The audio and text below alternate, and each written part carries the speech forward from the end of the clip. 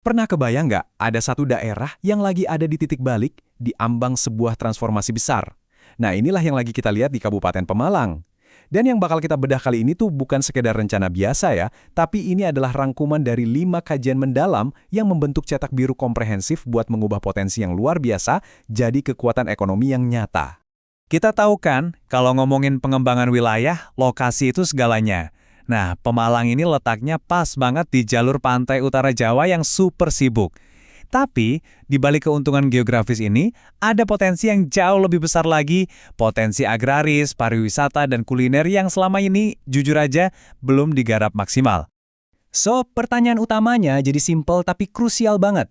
Gimana caranya sebuah kabupaten bisa secara sistematis mengubah semua potensi yang dipunyanya itu jadi sebuah mesin pertumbuhan ekonomi yang kuat dan juga berkelanjutan? Nah, rangkuman ini bakal membedah strategi berlapis yang dirancang untuk menjawab pertanyaan itu. Oke, kita mulai dari dasarnya dulu ya, dari fondasinya. Pilar pertama dan yang paling fundamental dari transformasi Pemalang ini adalah ambisinya buat jadi lumbung pangan nasional. Ini bukan cuma soal pertanian loh, ini soal membangun tulang punggung ekonomi yang kokoh buat masa depan. Terus apa sih sebenarnya sentra pangan nasional itu? Gampangnya gini deh, ini adalah sebuah konsep di mana suatu wilayah itu nggak cuma menghasilkan bahan pangan, tapi jadi pusat yang terintegrasi. Mulai dari produksi di sawah, terus diolah biar nilainya nambah, sampai distribusinya yang efisien ke seluruh negeri. Ini peran yang vital banget dalam ketahanan pangan Indonesia. Nah, ini yang keren. Kuncinya itu di pendekatannya yang holistik. Rencananya itu nggak berhenti di, ayo tanam lebih banyak aja. Coba deh perhatikan poin-poinnya. Ada penguatan rantai pasok biar petani dapat harga lebih baik, ada pengembangan agroindustri biar produk nggak dijual mentah-mentah, ada adopsi teknologi modern, dan yang paling penting, pemberdayaan petaninya sendiri. Ini tuh sebuah ekosistem utuh yang dirancang untuk menciptakan nilai di setiap tahapannya. Oke, fondasi pangannya udah kuat, terus apa lagi? Nah, di atas fondasi itu, Pemalang mau ngebangun lapisan berikutnya, pengalaman.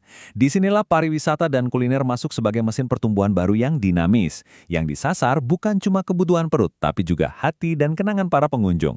Dan ini nih, gambaran visual yang pas banget buat ngejelasin pengalaman Pemalang itu. Di satu sisi, ada petualangan alam yang seru yang bikin deg-degan kayak arung jeram ini. Di sisi lain, ada identitas kuliner yang kuat banget yang disimbolkan sama nanas, salah satu produk unggulannya. Ini perpaduan antara adrenalin dan citra rasa otentik. Keren kan? Dan buat menyatukan semuanya, ini dia branding yang diusulkan. Pemalang, authentic, green, and world-class experience. 3 kata kunci yang kuat banget. Keaslian budaya dan kulinernya, keindahan alamnya yang hijau, dan komitmen buat menyajikan pengalaman berstandar kelas dunia. Ini adalah janji yang ingin disampaikan Pemalang kepada dunia. Ini bukan cuma omong kosong loh. Lihat deh peta jalannya, konkret banget. Ada target yang jelas setiap tahunnya, mulai dari peluncuran Experience Hub dan QR Tourism di tahun 2026 sampai aplikasi terintegrasi di tahun 2027. Ini nunjukin sebuah perencanaan yang matang dan terukur buat membawa visi pariwisata ini jadi kenyataan. Nah, sekarang kita ngintip ke dapurnya. Gimana cara semua ini bakal dijalanin? Sebuah visi besar itu butuh fondasi tata kelola yang sama besarnya. Disinilah aspek manajemen aset daerah dan sinergi antara pemerintah daerah sama pusat jadi krusial banget. Metafora visualnya di sini dapat banget kan? Ada lambang Pemalang di satu sisi dan Monas sebagai simbol pemerintah pusat di sisi lain. Kuncinya adalah sinergi. Rencana Pemalang ini dirancang biar sejalan sama agenda pembangunan nasional. Tujuannya, ya biar terjadi percepatan dan optimalisasi sumber daya, baik dari APBD maupun APBN. Nah, ini poin yang krusial banget teman-teman. Di sini ada perubahan cara pandang yang fundamental dalam melihat aset daerah. Dulu, aset itu cuma dianggap daftar inventaris yang pasif. Sekarang, visinya adalah aset menjadi mesin pendapatan yang proaktif. Aset nggak lagi cuma dicatat, tapi dioptimalkan nilai ekonominya buat mendanai pembangunan. Ini perubahan cara berpikir yang revolusioner. Jadi, semua ini ujung-ujungnya mau kemana sih? Gimana fondasi pertanian yang kokoh, pengalaman pariwisata kelas dunia, dan tata kelola yang profesional ini nyatu? Semuanya dirancang untuk mencapai satu tujuan bersama, sebuah visi besar untuk masa depan Pemalang. Dan gambar ini negasin lagi ide utamanya.